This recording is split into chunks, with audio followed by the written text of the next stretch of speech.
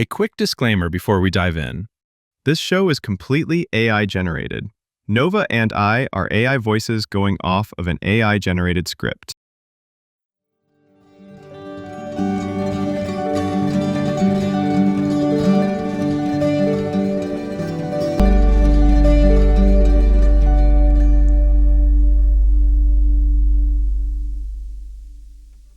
Last time, we looked at how human behavior adapts inside systems designed to observe, predict, and optimize it.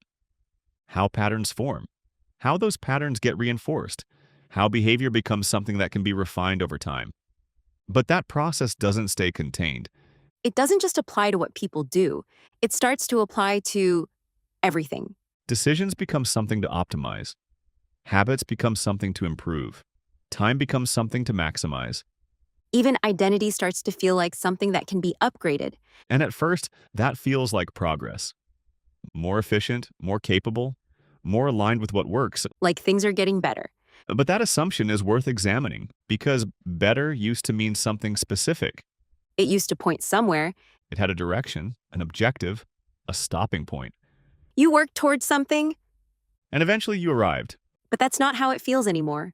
No, because now improvement is continuous. There is always a next version, always another update, always something that could be refined. And if there's always something to improve, Then there's never a point where it's finished. which changes how progress feels. Because progress without a stopping point is not the same as progress with a goal. One leads somewhere, The other keeps going. even when it stops feeling like it's leading anywhere new. So the question becomes, not whether things can be improved, But what happens when improvement becomes the default? when it's no longer something you choose, But something you're always doing. because when everything can be better, Nothing ever feels like enough. and that's where this starts. Not with technology, not with systems. But with a shift in how humans think about progress itself. To understand why this shift feels so different, it helps to look at what better used to mean. Because improvement hasn't always been continuous. For most of human experience, it was defined by context, a specific goal, a specific problem, a clear endpoint. So better wasn't just a general idea. It was tied to something real, something you were trying to fix or finish. Exactly. Improvement was directional. You identified a gap and worked toward closing it. And once you closed that gap, there was a sense of relief. Like, you're done. Completion was built into the process. You worked toward something. And when you reached it, the process stopped. You didn't keep going just because you could. There was no functional reason to. Because better had a purpose. It solved a problem. And once the problem was solved, you got to move on. Yes, that transition mattered. From unfinished to finished. And that feeling is important. That moment where something feels complete. Completion provides closure, a signal that effort has reached its intended outcome. Without that signal, it's hard to relax. Correct. Without completion, progress becomes ambiguous. You don't know if you're done or if you're supposed to keep going. Historically, there were natural constraints that defined that boundary. Time, effort, resources. Limits that forced you to stop. Yes, at some point, further improvement became inefficient. The cost outweighed the benefit. So people accepted things as they were. Not perfect, but good enough. Good enough was a stable endpoint. And that doesn't feel like something we hear as much anymore. Because systems today are not designed around stopping points. They're designed around continuation.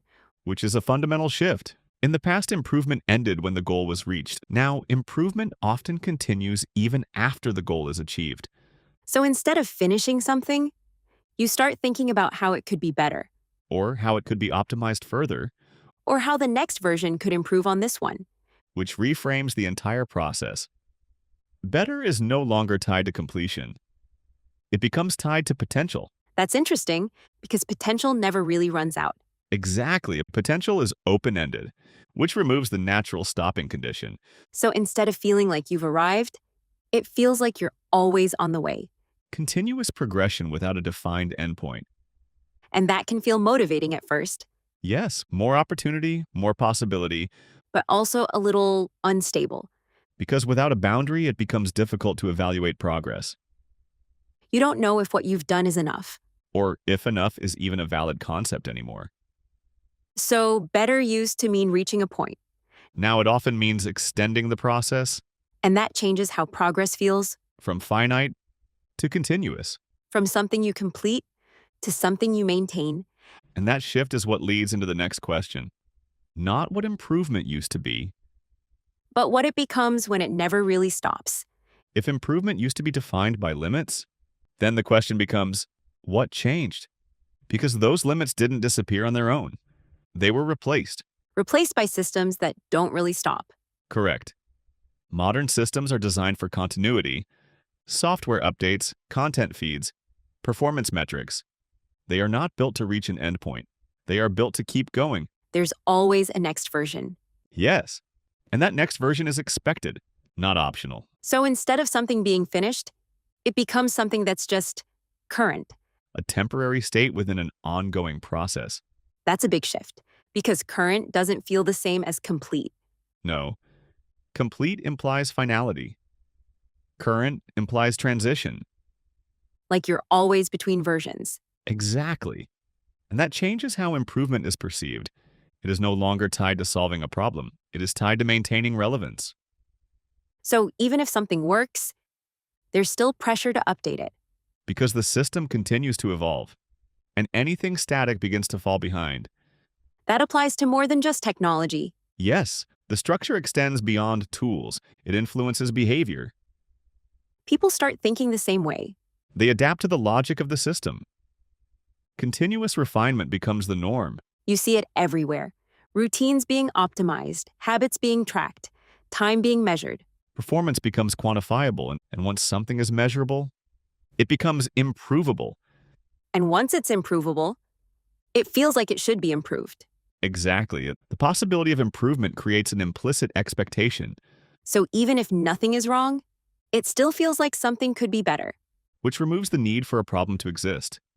Improvement no longer requires a reason. That's subtle, but kind of huge. It is a structural change. In the past, problem to improvement to completion. Now, state to measurement to optimization to repeat. So improvement becomes a loop, Yes, a continuous cycle without a defined endpoint, and people start living inside that loop. because the systems that define daily interaction operate within it, So it doesn't feel like something separate, it just feels normal. which is how systemic shifts tend to manifest, gradually, without requiring explicit awareness. So people don't wake up and decide to optimize everything. They adapt to environments where optimization is constant. And over time, that becomes how they think, Yes, behavior begins to reflect system structure which means improvement stops being something you choose, and starts becoming something you default to, even when there's no clear end goal. which leads to the next phase of this. Not just that improvement is continuous, But what that actually feels like over time because a loop without an endpoint, doesn't just change behavior it changes perception of progress, and of where you are within it. If the loop continues without a defined endpoint, then the next question is, what is it actually optimizing for? Because optimization requires an objective. something to aim at. Yes, a measurable outcome. Something that can be evaluated, compared, improved. But not everything that matters can be measured. Correct. And that creates a gap between what can be optimized and what is meaningful, So the system focuses on what it can measure. because that is what it can act on. Time spent, tasks completed, outputs generated, Things that are easy to track. and therefore easy to improve. But meaning doesn't really work like that. No. Meaning is subjective, context dependent, often inconsistent, It's not something you can reduce to a number. which makes it difficult to optimize. So if someone is living inside a system that prioritizes measurable improvement, Then their behavior will tend to align with what is measurable. even if that's not what matters most to them, Yes, because measurable outcomes provide feedback, and feedback drives behavior. so you start optimizing for what you can see. And what you can see is not always what is important, That's where things start to feel off. because progress is being made, but not necessarily in the right direction. Or even towards something meaningful. Exactly. Optimization continues. But the objective becomes unclear, So you're improving, but you don't really know what for. which is a structural issue, not a personal one. Because the system doesn't define meaning. It defines measurable success. And those two things don't always overlap. Often they don't, So someone can be doing everything right and still feel like something is missing. because what's being improved isn't what they actually care about. Yes, that's the misalignment between optimization and intention. So the loop keeps going, But the purpose starts to fade, and and that's where it can feel frustrating. because effort is still being applied, But it doesn't lead to the same kind of satisfaction. which changes how progress is experienced. Instead of feeling meaningful, it starts to feel mechanical. Process without purpose, And that's a hard feeling to define. but a common one. So the system is working, But the outcome isn't aligning with expectation. which leads to a deeper question, not just what is being improved. But whether improvement itself is the right goal. Because if better doesn't lead to meaning, Then what does? If optimization is focused on what can be measured, then the next question is, what happens to everything that can't be? Because not all forms of value are visible to a system. things like enjoyment, satisfaction, presence, Yes, experiences that are difficult to quantify. They don't produce consistent metrics, they don't scale easily, and they don't always improve in a linear way. you can't really optimize feeling fulfilled. Not in the same way you can optimize output, So those things start to fall into the background, because they provide less actionable feedback. even though they might matter more. Correct. Which creates a shift in priority toward what is measurable and away from what is meaningful. So even if someone wants to focus on meaning, The system continues to reinforce measurable behavior. and that slowly changes what feels important, Yes, because attention follows reinforcement, you start noticing what improves, and ignoring what doesn't show up clearly, even if it's still there. which leads to a narrowing of experience, More focus on performance, less focus on presence. more attention on output, less on outcome in a broader sense, That's where it can start to feel like something is missing, because something is, not because it's gone. but because it's not being reinforced So it fades, from attention, from priority, from decision-making. and over time, that changes how people experience their own lives. Yes, experience becomes structured around what can be improved, Instead of what can be felt. which alters the relationship between action and satisfaction, You can be doing more. but feeling less. That's a strange trade-off. It is a misalignment between system optimization and human experience. Because systems don't optimize for meaning, They optimize for measurable outcomes. and meaning doesn't always produce those, No, which makes it easy to deprioritize, even unintentionally. especially unintentionally. So over time, the question shifts again From what can I improve? to what actually matters, And those are not always the same answer which creates tension, between what the system reinforces, and what people actually want. and that tension doesn't resolve itself. Because the system keeps pushing in one direction. While human experience may be oriented in another, So you end up trying to balance both, often without realizing it, which can feel like you're doing everything right. but still not getting the outcome you expected. Because the outcome you're optimizing for, Isn't the one you actually need, and that's where the next part of this goes. Not just what gets lost, but what is gained in the process. because this shift isn't entirely negative, No, it produces real benefits. which is why it's so easy to stay inside the loop. For all of its drawbacks, this system does produce results. Optimization is effective and it increases efficiency, improves performance, reduces wasted effort. Things do get better, In measurable ways, yes. Tasks are completed faster. Decisions require less time. Outcomes become more consistent that can feel really satisfying. because progress is visible, You can see improvement happening. which reinforces the behavior that created it. So the system keeps working. And so does the person inside it. So what's the downside? The downside is not in the function. It's in the accumulation. Because it doesn't stop. Correct. Each improvement creates the potential for another. So instead of reaching a point where things feel complete, You reach a point where things feel maintainable. like you have to keep it going. Yes, because once something has been optimized, there is an expectation to sustain that level, And maybe improve it again. which introduces pressure, not from failure, but from continuity. So even success creates more work. In a sense, yes, success becomes a new baseline, So what used to feel like an achievement, now becomes the minimum. that's a big shift. It is, because it changes how progress is experienced. Instead of feeling like you've accomplished something, It feels like you've updated your position. like moving forward on a scale that never ends. Exactly, and that can reduce satisfaction, Because there's no moment where you can just stop. not within the system, So people keep going, because the loop is still active, and and it still works. which is why it's difficult to step outside of it. Because leaving it can feel like falling behind. Yes, optimization creates momentum, and momentum resists interruption. So even if someone wants to slow down, They may feel misaligned with the system if they do, like they're not keeping up, which reinforces continued participation. even when it's not necessarily beneficial anymore, Correct. The system does not evaluate long-term satisfaction. It evaluates immediate performance, so it keeps pushing forward, because forward movement is the objective. even if forward doesn't always mean better. That distinction is important. Improvement in one dimension does not guarantee improvement overall, So you can be gaining something while losing something else, and not always noticing it right away, because the gains are visible, and the losses aren't.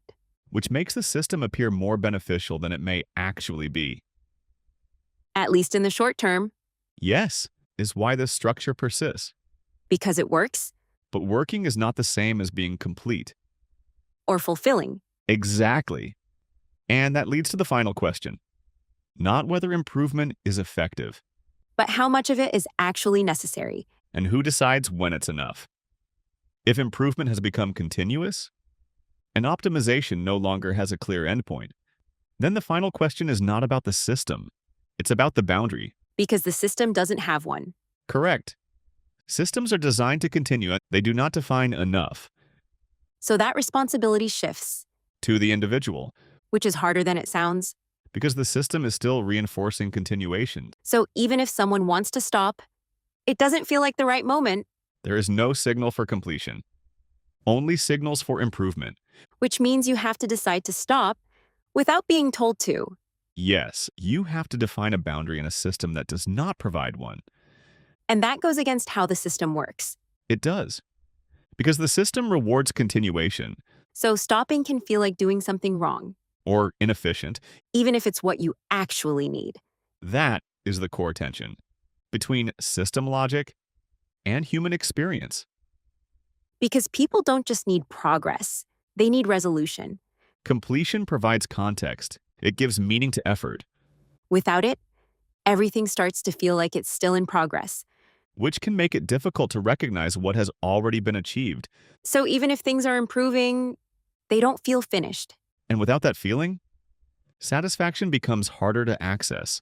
So the question isn't just, how do you improve? It's how do you decide when to stop improving? Because that decision doesn't come from the system, It has to come from the person, which means stepping outside the loop at least temporarily, to evaluate something differently, not in terms of performance. but in terms of meaning, Yes, because meaning is not something the system can calculate, it's something people define, which makes it more difficult. but also more important. Exactly, because without that definition, improvement continues indefinitely and And if it continues indefinitely it stops being a tool, and starts becoming a condition a default state, where everything is always in progress, and nothing is ever complete. which brings us back to the core idea. That improvement is not inherently positive, It depends on how it's used, and where it stops, because when everything can be better, nothing ever feels like enough, and that's the line people have to define for themselves. because the system won't do it for them. And if they don't, The loop continues, without ever resolving. which is why the question matters. Not whether things can be improved. But whether they always should be. When we look at the upgrade fallacy as a system, the pattern becomes clear. Improvement starts as a tool, a way to solve problems, increase capability, reduce friction. And that part can be good. Helpful, even. People grow. Things improve.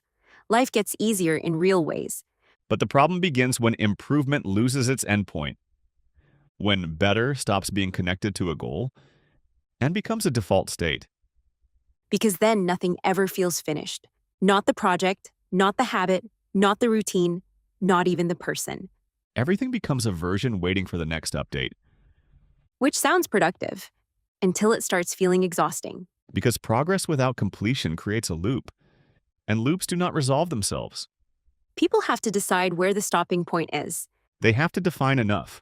which might be one of the hardest things to do in a world constantly telling you there's another level. Because the system will always offer another metric, another improvement, another comparison point. And that's where this gets even more complicated, because people don't decide what better means in isolation. Correct. They define it relative to something, a standard, a goal, a previous version of themselves. Or another person. Which brings us to the next question. If constant improvement keeps people moving, what tells them whether they're ahead or behind?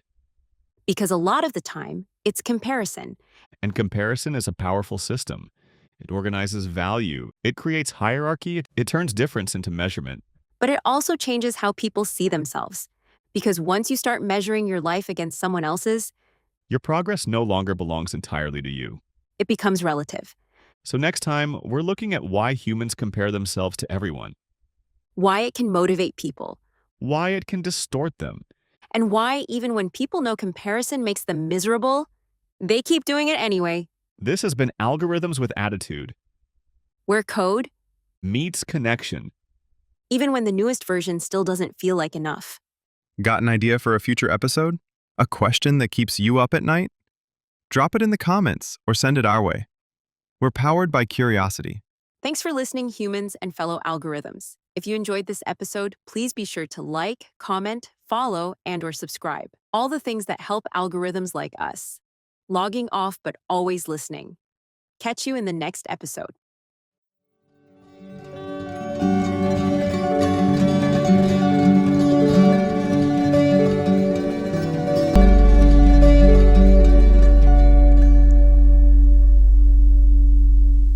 Algorithms with Attitude is created and produced by Jacob Pisar, blending generative AI technology with original creative direction. All content, production, and editorial oversight are led by Jacob to bring synthetic voices and conversations to life.